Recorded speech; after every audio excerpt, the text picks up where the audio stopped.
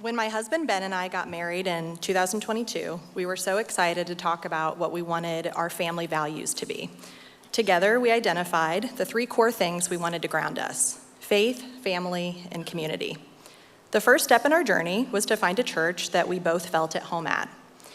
Ben, the analytical one, started Googling and making lists, while I, the impulsive one, said, "Hey, didn't your coworker Jerry invite us to his church a while back?"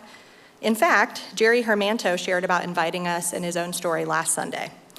The next Sunday, we met Jerry and his family here at City Church. We had every intention of going to a few churches, but we instantly felt the warmth of the congregation here and felt called to stick around. We also quickly jumped into attending a city group. We were so happy to meet people in all different places in their faith journey and at all different backgrounds. It was so refreshing for both of us. Thanks to conversations after church and at our city group, we both started to dig deeper into our faith. We also found out we were expecting our first child, a baby boy. Things felt perfect.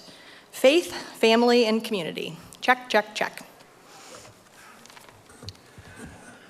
I'll never forget the moment sitting on my couch with my wife, 5 months pregnant, when we got the phone call from my doctor. Suspicious nodules, masses, have been found in my neck and chest.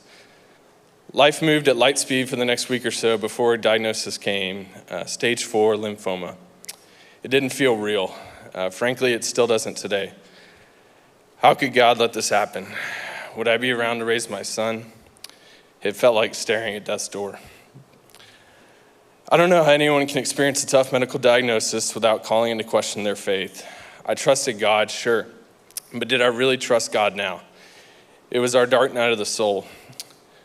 As treatment began and the shock subsided, we were both overcome with a sense of peace. We felt God with us.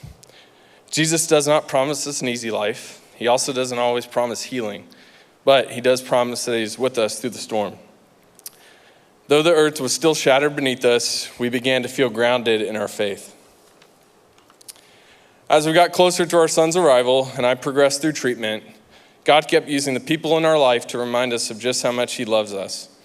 One of the main voices during the season was our church community here at City Church. Calls, texts, visits, meals. We never understood the words overwhelming support until this season. Anytime we tell our story, that is what we say. Not how difficult it was, but how loved we felt. June 11th, 2024, our baby boy Noah was born. About a month later, we got the news I was officially in remission.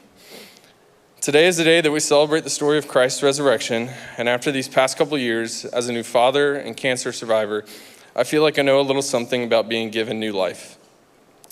Anyone who has gone through a traumatic event knows it is bizarre how quickly things just move on and get back to normal. Our new normal includes the reality of quarterly scans, fear of relapse, and life being turned upside down again. For us, we try to maintain a posture of gratefulness, grateful to God for our health and for our family. It is a continued balance of wrestling with the difficult parts of life, but also the beauty and gratefulness for what God has done for us.